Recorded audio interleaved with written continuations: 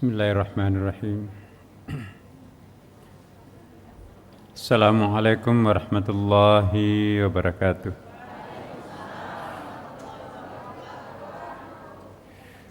Alhamdulillah, thumma alhamdulillah wa syukurillah wa salatu wassalamu ala rasulillah wa ala alihi wa sahbihi wa man tabi'ahu ila yaumiddin, amma ba'd. Ibu-ibu dan bapak sekalian yang sama-sama dirahmati dan dicintai oleh Allah Subhanahu wa taala.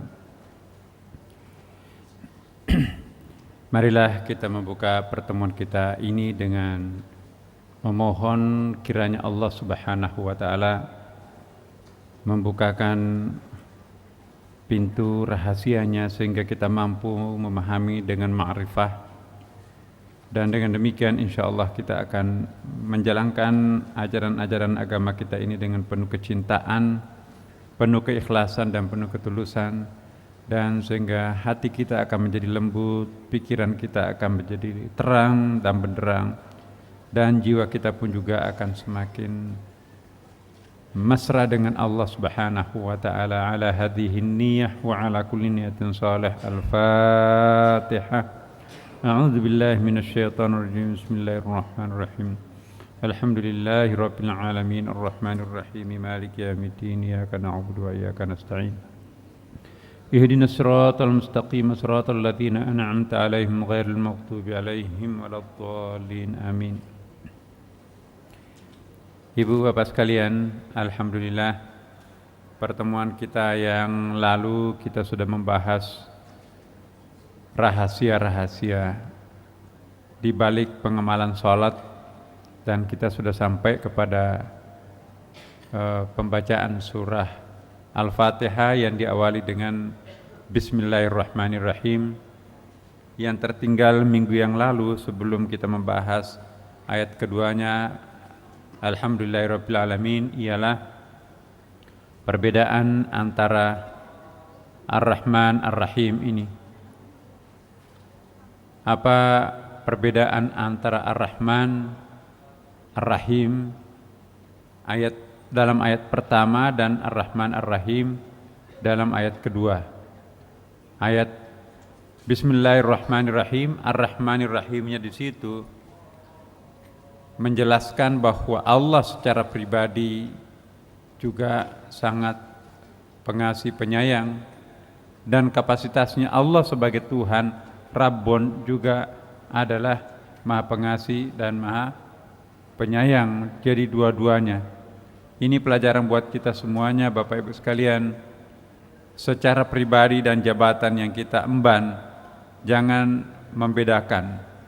Ya, saya secara pribadi oke, tetapi saya secara pejabat atau pengemban suatu institusi berbeda. Nah, Allah memperkenalkan dirinya, Allah sebagai Allah Ar-Rahman Ar-Rahim, dan Allah sebagai Rabbun Ar-Rahman Ar-Rahim. Jadi dua-duanya Ar-Rahman Ar-Rahim. Nah, sekarang perbedaan antara Ar-Rahman dan Ar-Rahim. Ar-Rahman Maha Pengasih, Ar-Rahim Maha Penyayang.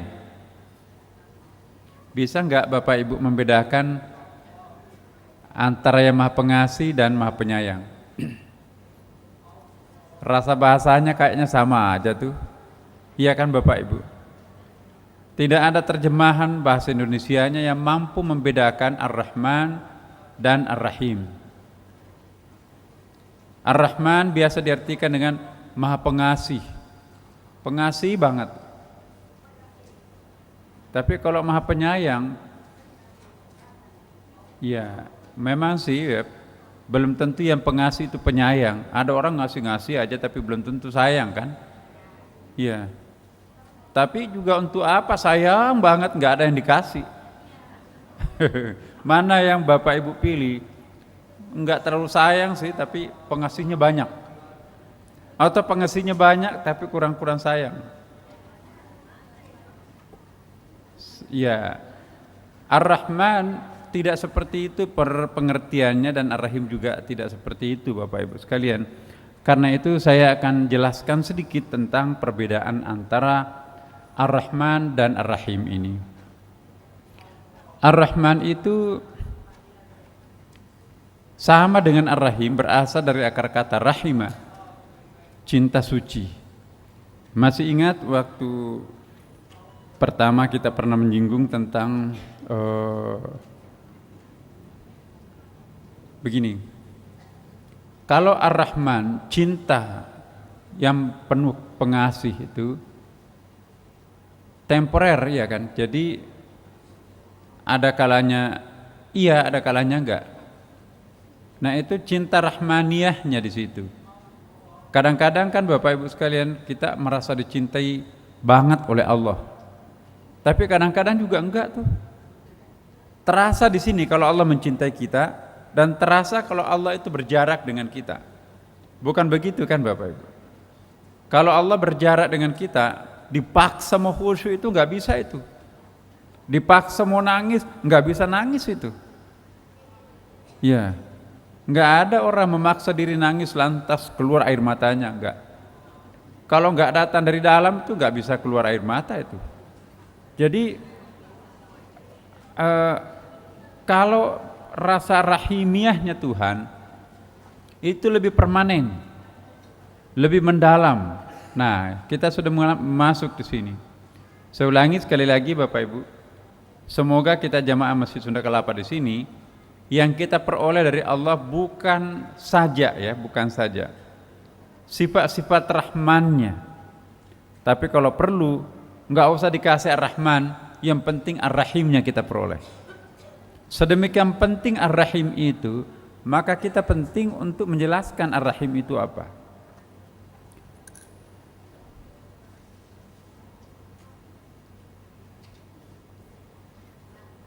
Nah, Bapak Ibu, pernah saya jelaskan minggu lalu, kalau sifat-sifat Ar-Rahim muncul pada diri seseorang, cintanya itu tidak lagi melalui proses akal atau proses nalar, tapi cintanya itu melalui proses batin. Boleh saja jadi orang itu mempertanyakan apa iya sih bisa, tapi bagi kita terasa iyanya. Contohnya, ya pernah saya jelaskan delusi itu ya, apapun yang ditunjuk sebagai itu tidak berbeda dengan apa yang ada pada diri saya atau kita. Apapun yang ada pada ketika itu ditunjuk, sesungguhnya kamulah yang itu. Kita tunjuk apapun juga, menunjuk pohon itu kan pohon. Nah, selama pohon itu kita menganggapnya sebagai sebuah pohon, maka kita itu hanya berada pada suasana cinta Tuhan dalam konteks Ar-Rahman. Tapi kalau kita sudah berada pada suasana cinta, melihat pohon itu ya, itu yang aku lihat bukan pohon kelapa, tapi yang aku lihat adalah diriku sendiri. Melihat pohon tapi dirinya yang dia lihat. Kalau minggu lalu melihat orang lain, dirinya yang dilihat, sehingga menolong orang lain terkesan tidak menolong orang lain, tapi dia menolong dirinya sendiri. Nah, sekarang ini kita melihat tumbuh-tumbuhan, melihat kembang, melihat kucing, melihat apapun juga, maka yang kita tolong itu bukan kucing, bukan tanaman, bukan kelapa dan sebagainya. Yang kita tolong adalah diri kita sendiri, karena mereka itu semuanya adalah tidak lain adalah aku. Mereka adalah bagian dari aku, dan aku adalah bagian daripada dirinya sendiri. Sudah seperti itu. Nah, sekarang dalam suasana batin seperti itu suasana batin rahimiyah. Kalau Rahman, ya Rahmaniyah, aku adalah aku, engkau adalah engkau. Sesekali aku berbuat baik kepadamu, tapi sesekali juga saya bicarakan aibmu. Belakangan saya minta maaf, saya juga mohon maaf kepada Allah. Itu manusiawi banget. Itu cinta Rahman. Tapi kalau cinta Rahim permanen. Ya. Sudah enggak ada lagi yang buruk pada orang lain itu. Mengatakan orang lain buruk berarti mengatakan dirinya buruk. Dan sudah enggak ada lagi yang menjijikkan, enggak ada lagi yang harum. Jadi saya ingin mengatakan bahwa yang baik dan yang buruk itu hanya barang melekat di dalam pikiran kita. Ya. Apa sih yang jijik? Ya, Bapak Ibu. Boleh jadi menurut kita, mohon maaf ya, maaf sekali di tempat ini saya bicara seperti ini, kotoran ya. Kotoran manusia. Pertama bau. Ketiga menjijikkan. Dan yang ketiga boleh jadi di situ ada penyakit. Melihatnya pun juga nggak mau. Apalagi menciumnya. Apalagi mohon maaf memakannya. Tapi ada serangga ciptaan Tuhan menganggap Masya Allah indahnya, Masya Allah lezatnya, Masya Allah harumnya. Buktinya habis kan. Berdoa supaya ada rezeki yang sangat enak, sangat lezat. Apa yang paling lezat di situ? Kotoran manusia itu. Jadi betapa subjektifnya apa yang dianggap dengan baik dan buruk itu sangat lokalistik. Nah, semakin tinggi kita ke atas, maka wilayah antara yang baik dan buruk itu semakin mendekat. Asa an takrahu syai'an fa huwa khairul lakum, itu ada ayatnya kan. Jangan sampai yang kalian anggap itu buruk justru itu adalah sangat baik bagimu. Atau sebaliknya. Ya. Terbalik tadi ya. Asa an takrahu syai'an, jangan sampai engkau menganggap ini jelek, tapi itu sangat baik bagimu dan bagi Allah.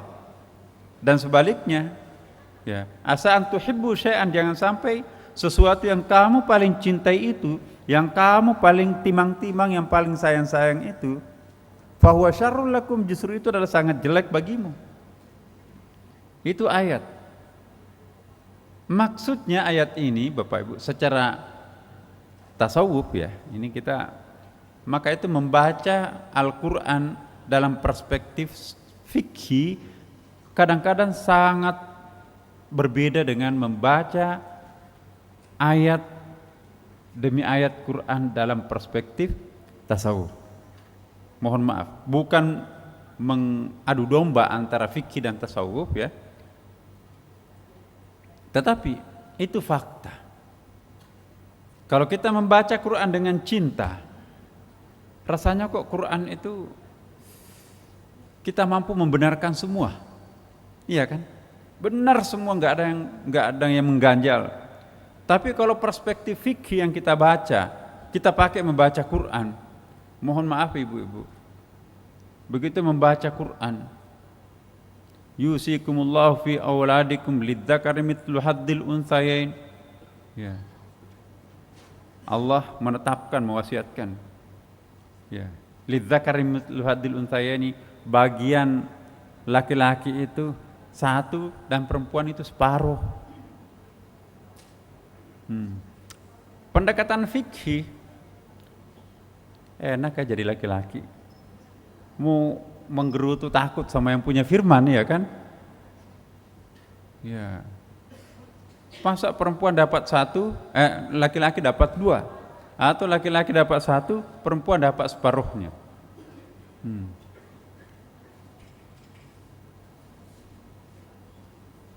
Banyak tuh. Misalnya surah An-Nisa ayat 4.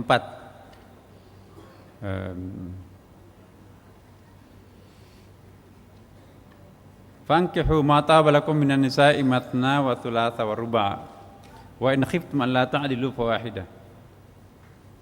Kawinilah apa yang dapat engkau mampu ya dari perempuan itu, 2, 3 atau 4. Tapi enggak ada sebaliknya kan? Nah, kalau dalam perspektif fikih kita gunakan membaca Al-Quran, itu kita merasa terpaksa menerima apa adanya karena ini adalah ayat.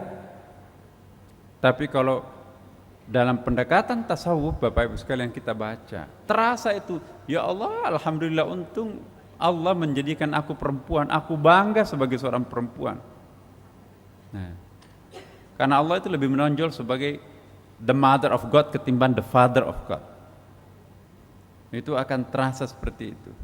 Karena bagaimanapun juga menjelaskan ayat-ayat Al-Quran dalam konteks masyarakat modern seperti sekarang itu nggak bisa terlalu doktrinal normatif. Harus ada reasonnya, harus ada logiknya, harus ada masuk akalnya. Anak-anak muda kita sekarang ini nggak mau itu dicekokin ayat ini. Kenapa seperti itu? Ya pokoknya terima aja, ayat mengatakan seperti itu. Manusia modern nggak mau seperti itu. Kalau kita dulu iya, pokoknya sami'na wa ata'na, saya mendengar dan saya akan melakukan. Anak-anak muda sekarang ini tunggu dulu. Nah, Al-Quran Bapak Ibu, jangan khawatirkan Al-Quran. Resikonya dan konsekuensi Al-Quran itu adalah kitab untuk akhir zaman. Tidak perlu khawatir, karena Al-Quran itu adalah kitab suci yang mampu menantang logika setinggi apapun. Jangan takut, wah nanti mati langka kalau dikejar. Enggak. Al-Quran adalah kitab terbuka untuk menantang siapapun yang akan menantangnya, dan para penantangnya itu pasti akan lemah. Itulah konsep i'jazul Quran di situ. Siapapun yang mencoba-coba untuk menantang Al-Quran, maka akan memiliki kelemahan si penentang itu dan akan terlihat keunggulan Al-Quran itu. Dari situlah disebut dengan mu'jizat. Ya. Jadi jangan pernah khawatir, wah nanti kalau Quran dilogikakan, nanti nggak masuk akal, bagaimana dong? Enggak. Saya dan mungkin kita pun juga berkeyakinan, mau menantang Al-Quran dari sudut manapun juga tidak perlu khawatir. Mohon maaf kalau kitab suci lain Bapak Ibu emang sulit, karena konteks penurunan Al-Quran kitab lama, kitab-kitab sebelum Quran dan kitab Quran memang beda ya. Maka kitab suci lain terpaksa harus menggunakan metode hermeneutik. Hermeneutical approach itu artinya berusaha untuk memahami, menafsirkan kitab suci itu. Al-Quran mengatakan tidak, logika mengatakan iya, maka harus diputar-putar sedemikian rupa akal kita itu untuk mensinkronkan antara Quran mengatakan tidak dan akal mengatakan iya, atau sebaliknya, logika mengatakan tidak tapi Quran mengatakan iya.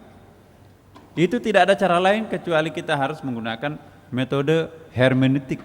Contohnya, ini mohon maaf, dalam salah satu kitab suci disebutkan bahwa yang mengelilingi bumi ini adalah matahari. Nah, kalau akal mau ditanya Bapak Ibu, apa benar pernyataan itu? Ya. Yang benar adalah bumi yang mengelilingi matahari.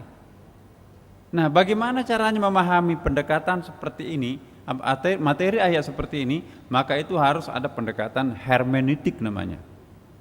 Apa itu hermeneutik itu? Itu dari kata Hermes ya, juru bicara Tuhan, berusaha untuk memahami kondisi objektif ketika ayat itu diturunkan, seolah-olah kita masuk dalam sebuah lorong waktu ya, kemudian bersahabat dengan masyarakat setempat pada waktu itu dan ketika itu yang sangat primitif misalnya. Oh pantas, waktu itu kan tidak ada teropong, nggak ada ilmu pengetahuan canggih, lalu kita keluar kembali dari lorong waktu itu, hidup lagi di zaman kita sekarang ini. Oh iya, maksudnya Tuhan seperti ini, bukan begitu. Jadi jangan mempertentangkan antara teks dengan logika sekarang ini. Biarkanlah teks turun pada waktu itu sekian ribu tahun yang lampau, itu untuk memberikan penjelasan kepada manusia yang primitif, manusia yang masih terbatas pengetahuannya. Al-Quran atau bukan Quran ya, kitab suci seperti itu benar pada masanya, tapi untuk sekarang ini sudah enggak. Makanya itu disebutkan Quran itu adalah akhir zaman, hudal linnasi wa rahmah. Quran itu rahmatan lil alamin. Ya, Rahmatan lil alamin, rahmat untuk seluruh alam. Seandainya nanti manusia mengalami transplanet itu. Nah, sekarang ada planet-planet luar angkasa itu, mungkin planet Mars atau planet apa di situ, transmigrasi bukan itu ya. Transplanet itu, perkampungan Amerika nanti akan mengekspansi Mars itu ya, entah berapa ratus tahun akan datang, karena bola dunia ini nggak muat lagi. Nah, Al-Quran pun juga laku di situ karena Allah mengatakan rahmatan lil alamin. Al-alamin itu jamak daripada al-alam. Ya.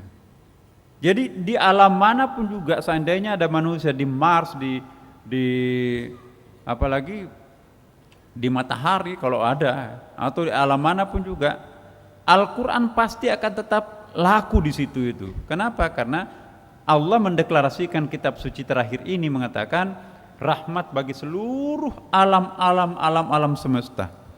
Kalau ada galaksi Bima Sakti yang lain bisa kita hijrah ke situ. Galaksi Bima Sakti yang lain pun juga Quran di situ laku di situ.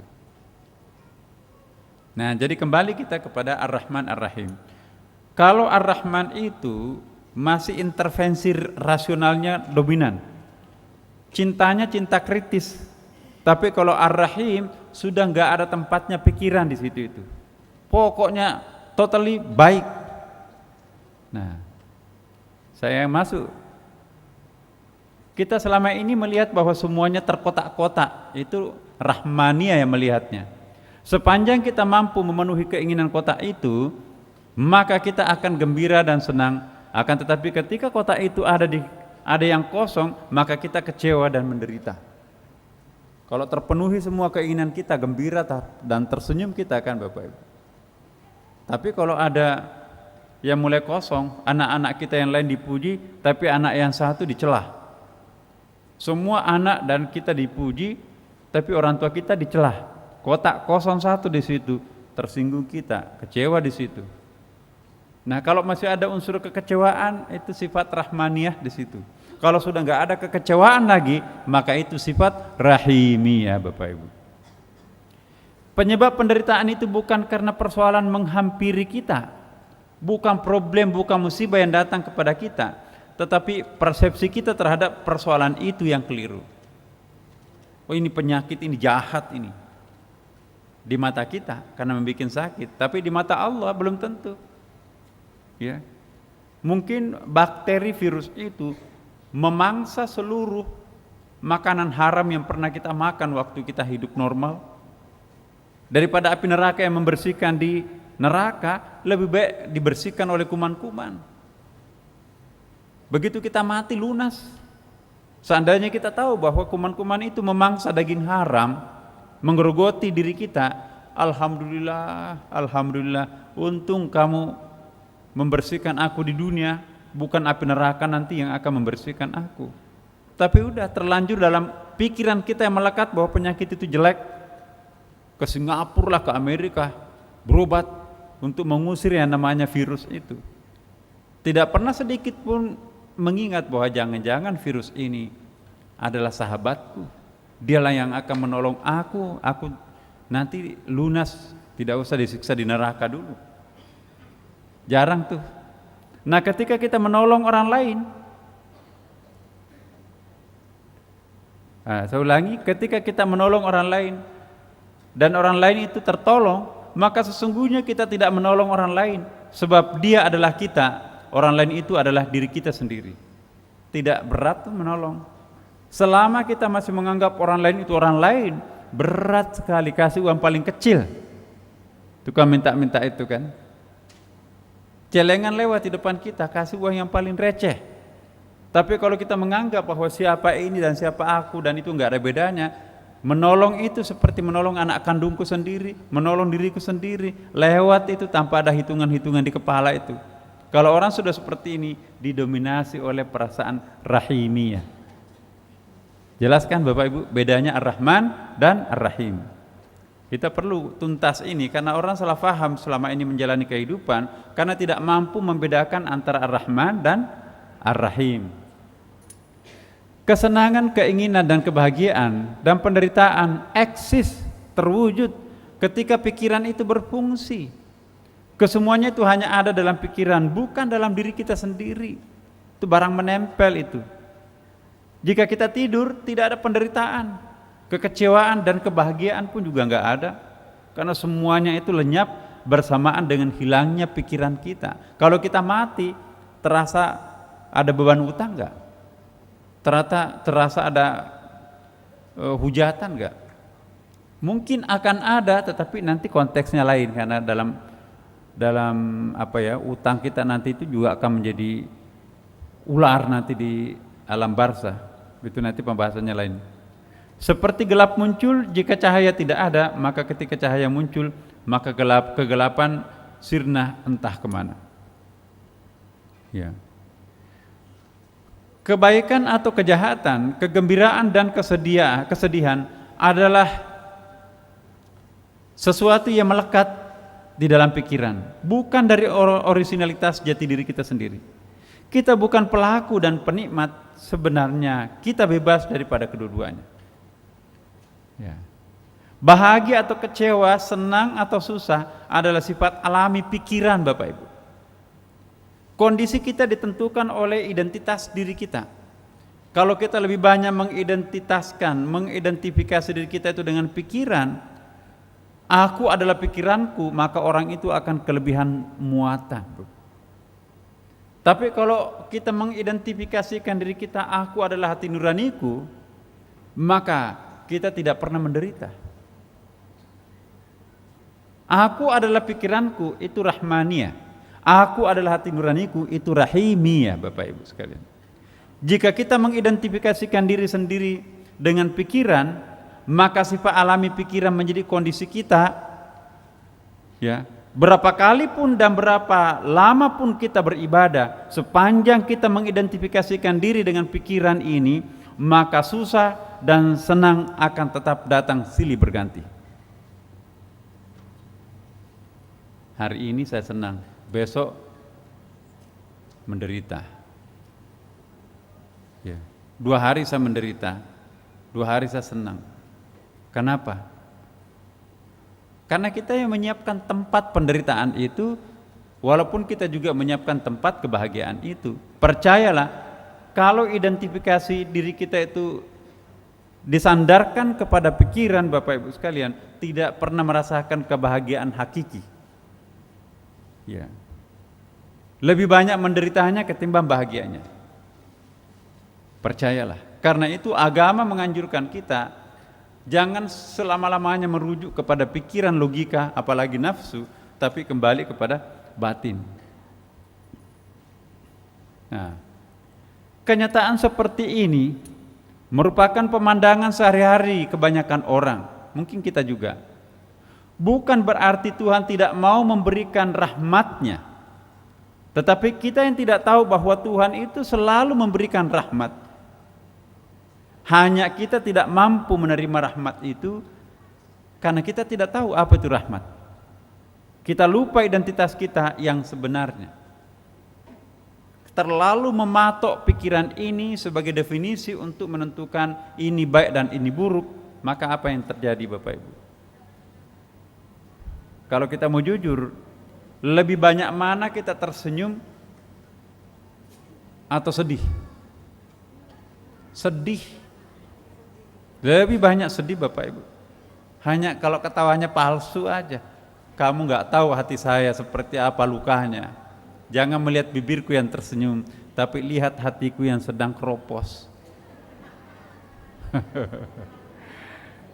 Ya, hanya kita pintar berkamuflase aja. 24 jam kita ini kalau dipotong tidur, maka kita itu sebetulnya lebih banyak sedih ketimbang bahagia. Makanya itu dalam konsep agama Buddha menganggap pandangan dunianya, kosmologi Buddha itu, dunia ini sangsara. Dunia ini tempat untuk sengsara dan gak akan pernah mungkin bahagia. Apa yang kita definisikan dengan bahagia hanya kemampuan kita untuk menempel sedikit agar kesedihan tidak muncul, itu bahagia di situ itu. Bahagia enggak permanen, enggak kebahagiaan itu? No. Tidak pernah bahagia itu permanen di muka bumi ini. Di mana tempat permanennya kebahagiaan itu? Nirwana di sana. Itu dalam konsep Buddha. Mirip dengan itu juga Hindu. Jadi jangan mendambakan surga di muka bumi ini, nggak ada. Nah, dalam bahasa agama Islam, Rabbana atina fid dunya hasanah wa fil akhirati hasanah wa qina adzabannar. Ya. Jadi di dunia ini juga ada kebahagiaan menurut Al-Qur'an, tapi di akhirat juga ada kebahagiaan. Lebih banyak mana kita akan hidup di dunia atau di akhirat? Akhirat, makanya itu kebahagiaan lebih panjang di akhirat. Wa qina adzabannar, jauhkanlah kami ke dalam api neraka. An-nar itu ma makna nar. Jangan disangka neraka itu hanya ada di akhirat, Bapak Ibu sekalian. Penafsiran tasawufnya wa qina adzabannar itu di dunia juga sudah ada an-nar. Ketika Bapak Ibu gerah dengan pasangannya, itu neraka itu.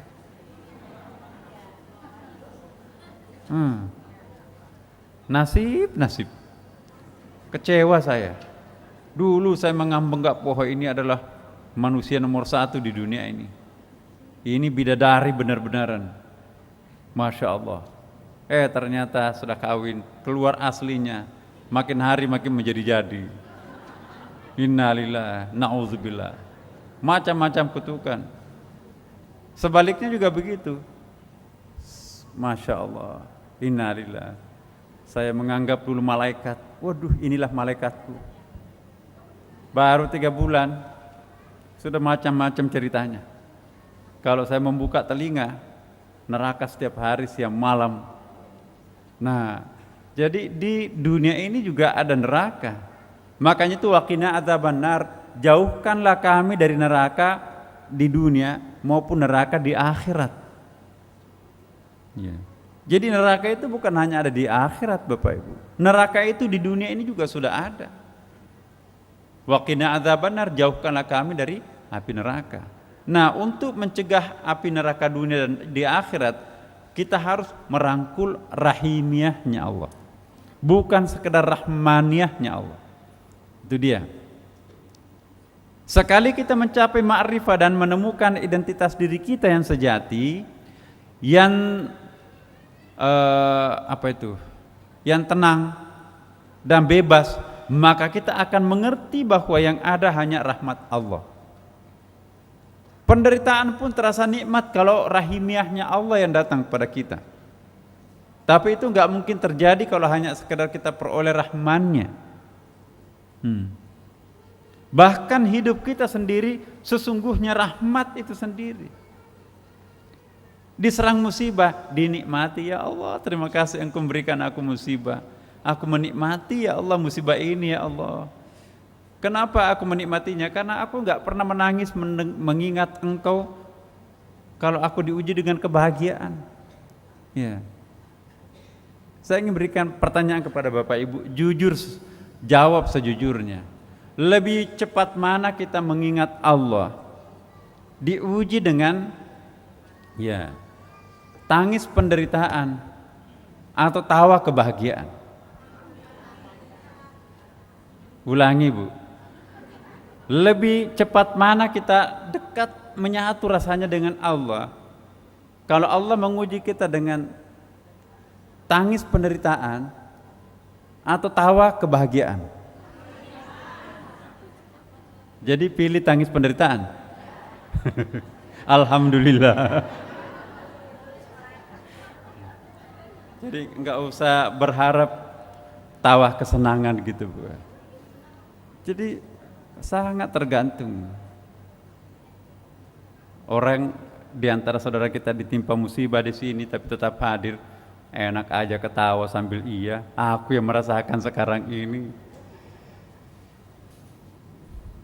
Kalau kita mau jujur, kalau kita mau mengevaluasi perjalanan hidup kita, Bapak Ibu,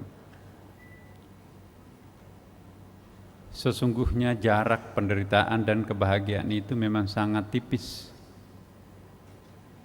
Hanya orang yang jauh dengan Allah merasakan jarak penderitaan dan kebahagiaan itu jauh. Makin dekat kita kepada Allah, makin dekat jarak kebahagiaan dan penderitaan itu. Ditimpa musibah, tersenyum.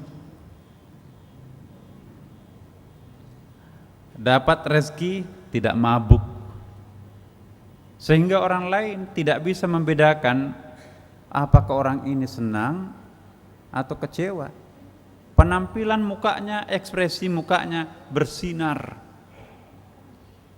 Susah menebak hati orang yang dekat dengan Tuhan. Tenggelam di dalam dunia penderitaan, tersenyum. Tenggelam di dalam dunia kemewahan, juga tidak mabuk. Dia stabil, ya. Siratal mustaqim, benar. Ya, jadi kebaikan atau kejahatan, kegembiraan dan kesedihan adalah sesuatu yang melekat di dalam pikiran, bukan dari originalitas diri kita, jati diri kita sesungguhnya.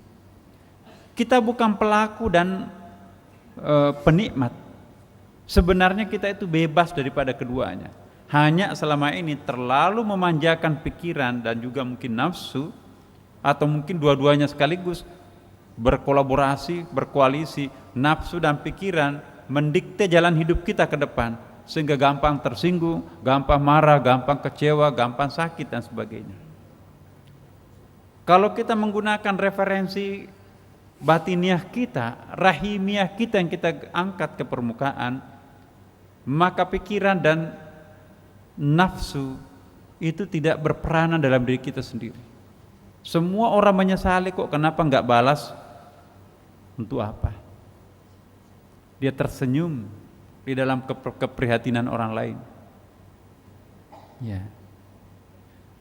Orang sudah seperti ini, sudah seperti tadi saya katakan, jarak antara kebahagiaan dan penderitaan sudah mulai menipis.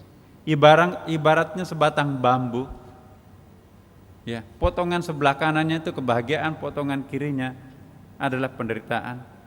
Jadi sebatang bambu utuh, ketika dibikin melingkar maka ya gak ada. Coba kita lihat lambang Tau, pernah lihat Taoisme Bapak Ibu, bikin bundaran, baru bikin letter S di dalam bundaran itu lambang Taoisme. Ada merah, ada putih. Jadi seperti uang benggol itu, uang apa itu, uang seng, uang koin, bikin S, kasih warna, ya. Putar uang itu, menyatu antara merah dan putih kan. Penderitaan dan kebahagiaan menyatu. Ya. Orang yang sudah sampai kepada tingkatan rahimiyah sudah enggak ada lagi merah dan putih di situ. Kalau Rahman saja masih ada putih, ada merah. Nah, bahagia atau kecewa, senang atau susah adalah sifat alami pikiran. Kondisi kita ditentukan oleh identitas kita sendiri. Jika kita mengidentifikasi diri kita sendiri dengan pikiran tadi, apalagi nafsu, maka sifat alami pikiran menjadi kondisi kita. Berapa kali pun dan berapa lama pun kita beribadah, sepanjang kita mengidentifikasikan diri dengan pikiran, maka susah dan senang akan tetap datang silih berganti. Hari ini senang, besok sedih, atau pagi kita senang, ya pulang nggak ada uang, sedih, ya. Sebentar kita mesra dengan pasangan, setelah itu berantem lagi. Ya Allah, betapa semuanya kehidupan ini, betapa semuanya kebahagiaan ini, dan juga sebaliknya, betapa semuanya penderitaan ini. Semuanya serba semu. Nah, jadi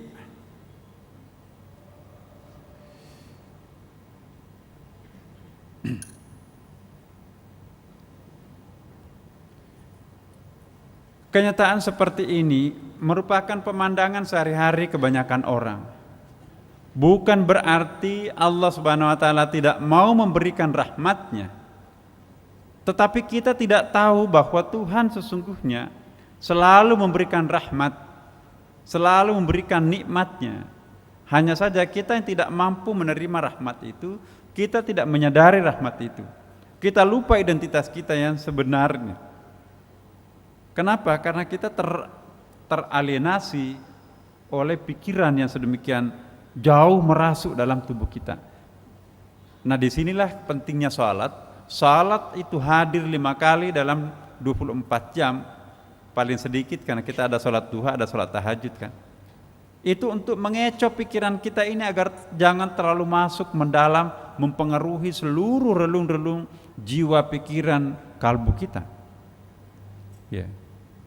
Salat itu untuk mengecoh pikiran ini agar tidak menjajah manusia itu sendiri. Kita perlu juga mendengarkan suara-suara batin kita sendiri. Selama suara batin kita tidak pernah kita dengarkan, maka kita akan jadi langganan penderitaan, sekalipun di tengah uang yang segudang itu. Ya. Ya. Sekali kita mencapai ma'rifah dan menemukan di identitas diri kita yang sejati, yang tenang dan bebas, maka kita akan mengerti bahwa yang ada hanya rahmat Allah memang. Hanya aku yang keliru. Ya. Jadi susah, Bu.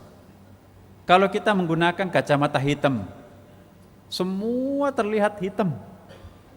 Kenyataannya apakah hitam? Enggak. Salah semua orang lain. Begitu kita buka kacamata, oh iya salah ya. Jadi selama ini kita terlalu lama menggunakan kacamata hitam. Akibatnya rahmat pun juga enggak kelihatan, kesusahan yang sering kelihatan. Hidup kita itu sendiri sesungguhnya adalah rahmat Allah. Bernyawa kita itu rahmat. Tapi lupa kalau rahmat napas turunnya itu juga rahmat. Yang ada adalah semuanya cahaya Tuhan di mana-mana, tidak ada tempat yang lepas dari sinar cahaya Tuhan. Hanya kita tidak menangkapnya karena menggunakan kacamata hitam. Masya Allah.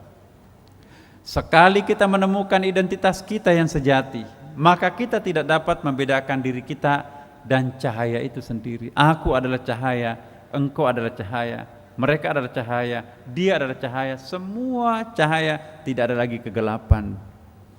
Kegelapan itu muncul karena cahaya itu pergi. Begitu cahaya ada di mana-mana, masih ada enggak kegelapan? Enggak ada tempatnya kegelapan di tengah cahaya itu. Ya Allah. Diri kita yang sejati bukanlah pelaku atau penikmatnya, Bapak Ibu. Hanya pikiranlah yang menjadi pelaku dan penikmatnya itu. Kalau kita tidur tanpa pikiran, enggak terasa penderitaan, meskipun juga kebahagiaan semua itu tadi enggak terasa. Diri kita yang sejati selamanya bebas dan abadi. Ya. Ketika ada pelaku, maka ada tindakan. Saat ada tindakan, maka ada akibat. Dan akibat yang muncul itu bisa menyenangkan dan bisa juga tidak menyenangkan, sesuai dengan kondisi penikmat itu sendiri. Jadi kita sudah terjajah oleh pikiran kita sendiri. Nah, salat hadir untuk memerdekakan diri kita dari penjajahan pikiran dan perasaan atau nafsu itu. Akibat yang menyenangkan dan tidak menyenangkan itu selanjutnya bisa menjadi sebab awal untuk bertindak yang kemudian mendatangkan akibat baru lagi bagi pelaku. Tadi karena tidak tentram rumah tangganya, pergi ke kantor, korban semua anak buahnya itu. Jadi anak buah tahu ini habis bertengkar lagi bos kita dengan istrinya ini. Kita jadi sasaran di sini ini. Ya Allah. Itu berbuntut itu yang namanya energi negatif itu. Tapi kalau energi positif juga berdampak. Tiba-tiba datang di kantor, bawa macam-macam. Ya. Bawa makanan, bawa segala macam, ketawa. Anak buahnya membaca, alhamdulillah, pasti bos kita ini barusan bahagia dengan keluarganya di rumahnya ini. Ya. Jadi bisa diprediksi. Tidak tertutup kemungkinan penderitaan dan kekecewaan akan lebih banyak kita rasakan ketimbang kebahagiaan dan kegembiraan. Karena identifikasi diri kita tertuju hanya kepada pikiran. Kenyataannya kan seperti sekarang Bapak Ibu. Jujur kita bertanya, Hai diri, kamu lebih banyak bahagia atau sesungguhnya lebih banyak tidak senangnya? Hanya kebahagiaan itu sesaat seperti lampu senter. Begitu tidak dipencet, gelap lagi. Nah, akar dari penderitaan dan kekecewaan adalah dualitas. Nah, apa itu dualitas Bapak Ibu sekalian? Kita juga mau mengingat hati nurani, tapi kita juga mau didikte pikiran dan nafsu itu. Dualitas itu pangkal penderitaan, Bapak. Maka itu saya ingin mengutip Buddha di sini, tadi saya sudah jelaskan. Maka itu Buddha menyatakan bahwa hidup adalah penderitaan, sangsara. Kenyamanan tidak ada hubungannya dengan lenyapnya penderitaan. Sepanjang kita berada dalam dualitas, maka sepanjang itu kekecewaan dan penderitaan selalu berada bersama kita seperti bayangan kita di siang hari. Kenyamanan materi hanya memberikan hiburan sesaat atas penderitaan kita. Bukan obat yang dominan menyembuhkan, tetapi kesedihan kita kesedihan kita yang berubah. Sadar enggak kita bahwa obat itu sebetulnya hanya pengecoh agar rasa sakit itu tidak muncul. Penyebab kesembuhan secara permanen kata dokter atau kata psikolog, kata siapapun juga, obat paling mujarab diri kita itu adalah terletak pada diri kita sendiri. Seampuh apapun obat diimpor dari manapun juga, kalau diri kita tidak kondusif memberikan penyembuhan pada dirinya sendiri, obat itu nggak akan pernah mempan. Obat yang paling sejati adalah diri kita sendiri. Sering kita lakukan, bersahabatlah dengan penyakitnya. Pasti tidak akan terasa sakit penyakit itu, seperti rasa sakitnya orang yang membenci penyakit itu. Bersahabatlah dengan musibah itu, pasti akan lebih enteng, tidak seperti orang yang membenci musibah itu. Ya. Bersahabatlah seperti musuhnya, pasti akan terbuka hati kita, tidak lagi sesakit kalau kita membenci musuh itu.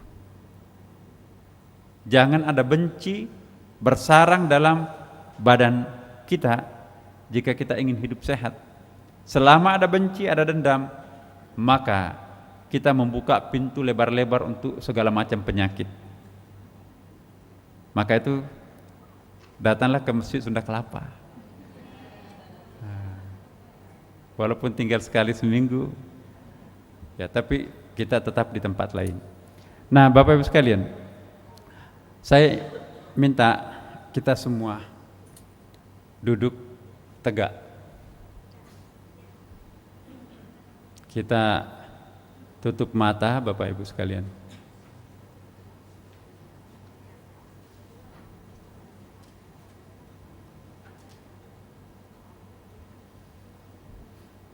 Pejamkan mata.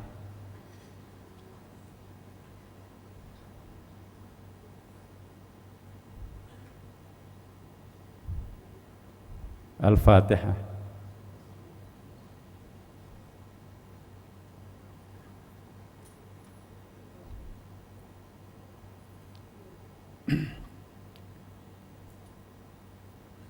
Tunggu aba-aba saya bernapas tenang, lega.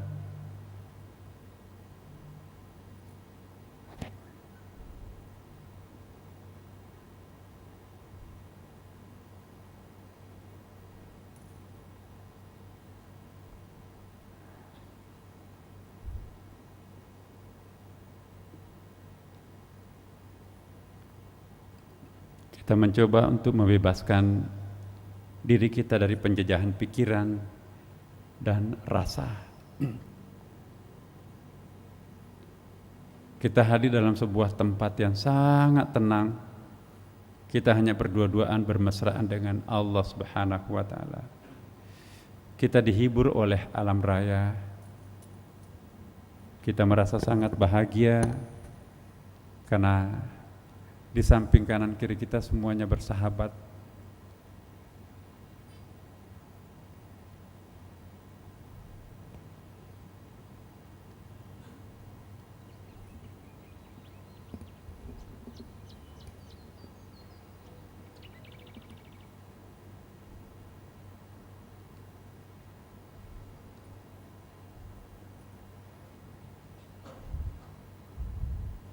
Kita istirahat,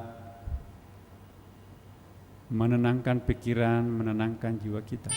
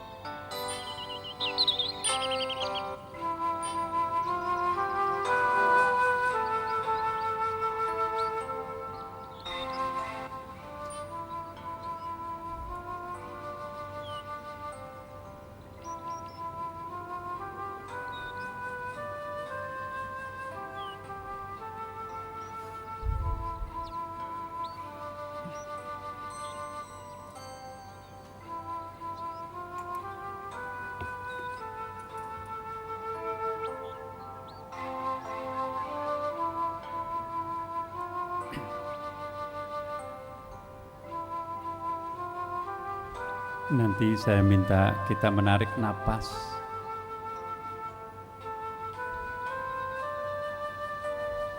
Pada saat kita menarik napas, fokus, hanya kita fokus pada napas yang masuk dan napas yang keluar. Jangan ada pikiran lain selain napas yang keluar masuk di dalam hidung kita. Kita coba Bapak bernapas. Saya hanya sadar napas masuk, menghembuskan napas. Saya hanya sadar napas keluar. Gak ada ingatan lain. Lihatlah napas karunia Allah yang luar biasa itu tidak pernah kita perhatikan. Sekarang perhatikan napas masuk. Saya hanya sadar napas masuk. Hembuskan, saya hanya sadar napas itu keluar.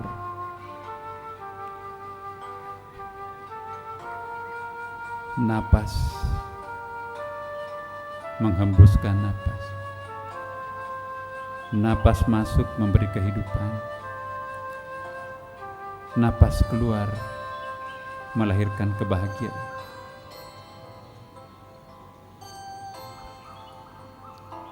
Allah yang masuk, perwujudan Nabi Muhammad seolah-olah yang keluar. Allah masuk, Muhammad keluar. Allah Muhammad. Zikir 24 jam tidak pernah putus. Allah masuk, Muhammad keluar.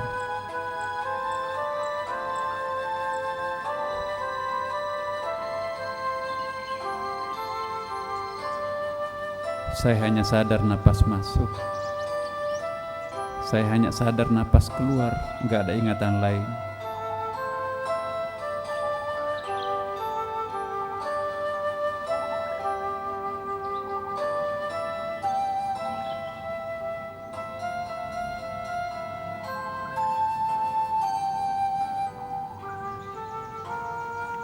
Saya sadar napas masuk semakin dalam.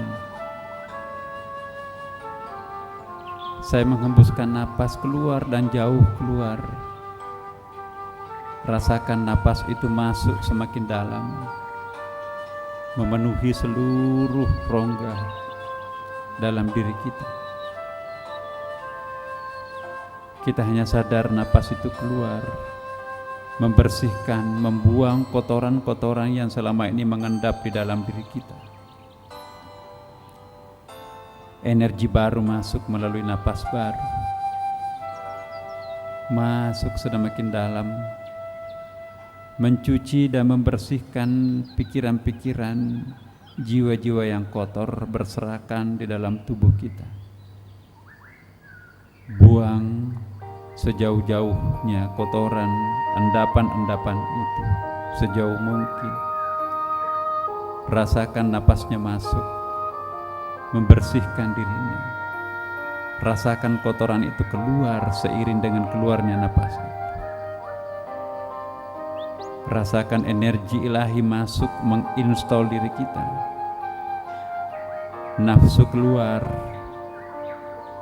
pikiran dan hayalan keluar, noda-noda semuanya bersih. Napas masuk membersihkan, napas keluar membilas semuanya yang kotor.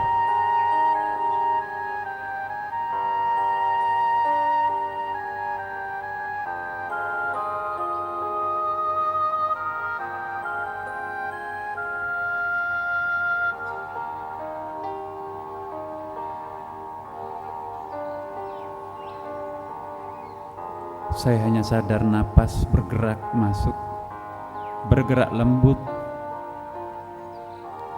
menghibur diriku. Saya hanya napas, saya sadar napas keluar, keluar bergerak. Gerakan-gerakan napas seolah-olah rebutan ingin masuk di sebuah lubang kecil kita. Makhluk-makhluk kecil itu rebutan ingin keluar dari diri kita. Kita hanya sadar napas bergerak masuk, menggerakkan sekujur tubuh kita.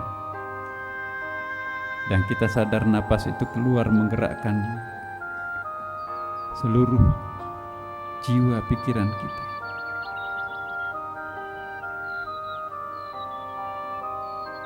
Yang masuk adalah napas ilahi, yang keluar adalah outcome, cerah seperti cerahnya Nabi Muhammad. Allah Muhammad, Allah Muhammad. Rasakan nikmatnya karunia Allah. Fokus perhatikan napas masuk dan napas keluarnya, Bapak Ibu sekalian.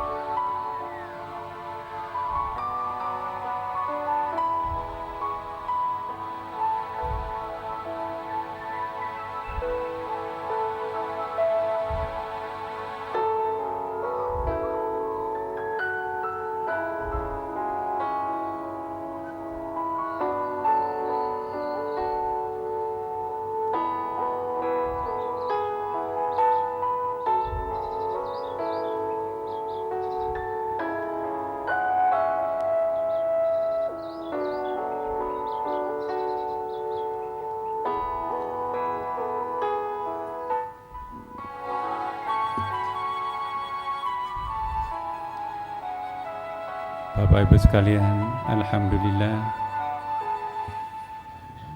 Alhamdulillah,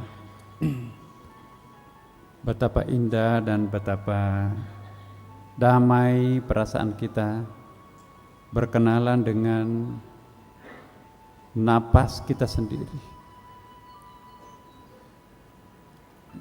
Napas adalah sahabat sejati kita. Itu baru standar. Kita ada sekitar 20-an latihan pernapasan.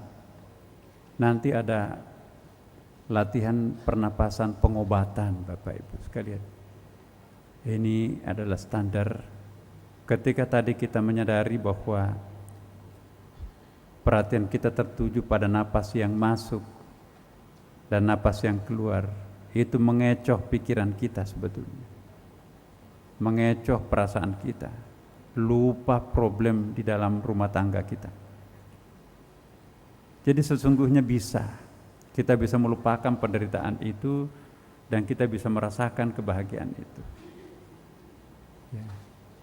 Kunci direction terletak pada kemauan kita. Kitalah yang menyebabkan diri kita sendiri sedih dan kita juga menjadi penyebab bahagia. Kalau kita menjadi penyebabnya, kenapa kita harus memilih bersedih dan menderita? Kenapa kita tidak banyak memilih damai dan bahagia? Berdamailah dengan penderitaan, berdamailah dengan kekecewaan, berdamailah dengan kebahagiaan itu sendiri, sehingga kedamaian bisa menjadi superordinate, kesedihan, kebahagiaan itu menjadi subordinate-nya. Ini yang kita harapkan. Baiklah Bapak Ibu sekalian, mari kita mengembalikan diri kita hanya kepada Allah Subhanahu wa taala. Seraya kita melihat, saya mohon supaya kita kembali fokus, menyerahkan diri kita sepenuhnya kepada Allah Subhanahu wa taala sambil kita melantunkan selawat dan melantunkan doa-doa yang selama ini kita lakukan untuk menggapai kebahagiaan itu. Mari ikut semuanya Bapak Ibu sekalian, kita melafadzkan lafaz i'tiraf.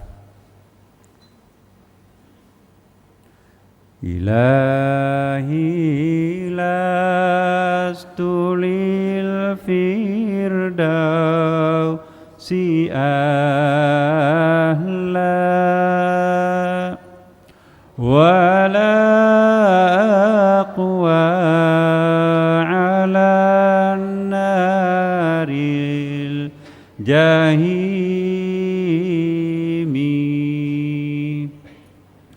fahabli taubatan waghfir dhunubi fa innaka ghafirudz dzambil azimi dhunubi mithlu a'dadi rimali fahabli taubatan ya dzal jalali